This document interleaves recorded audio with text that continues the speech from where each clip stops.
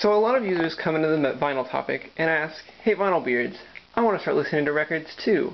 How do I do it real cheap? Which is understandable, because a lot of hi-fi equipment can get really expensive real fast. So I've been responding to a lot of the posts, but I'm just going to make a video and then repost it every time. So what I have here is I have a Technics turntable, which the model number is an SL-D20 direct drive. I bought it used at a record store for $60, and I mean, it has some drawbacks, like the dust cover's broken off, and the stop button doesn't really work, but it still sounds great, especially when hooked up to a good system, but this still sounds great as well. So once you have that, it's an older turntable, so you'll have to deal with the phono output, the phono stage as it's known as.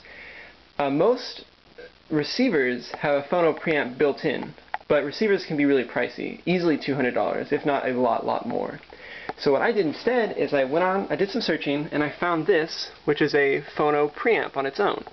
I linked to it a lot in the topic. You can buy it on Amazon. I bought it for $60, but now it's like $40, and I'm sure you can get Amazon Prime and all that.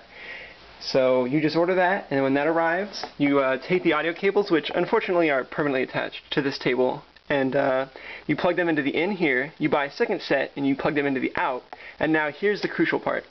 What I did is I took its two male ends of white and red. Well, I took this converter, which makes it one male end, as you can see.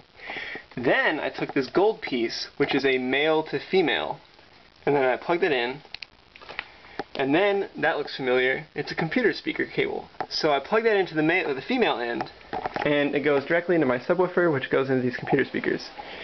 And at that point, I like to set the cueing to up because I'm paranoid I'm going to scratch the record. Set the cueing to down, let the needle drop, and once it starts,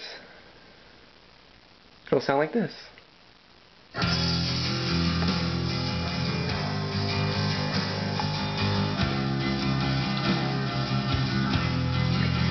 I hope that helped. As you can see, it's really cheap here. Mine's on the floor. Overall, it shouldn't cost you more than $150, and you could probably get away with just $100.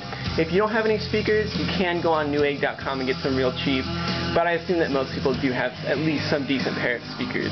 And this is a great starter turntable setup for anybody just getting into records. And then later on down the line, you can eventually upgrade to a superior setup, which would probably cost you $1,000, and most of us are to that point of addiction. Thank you.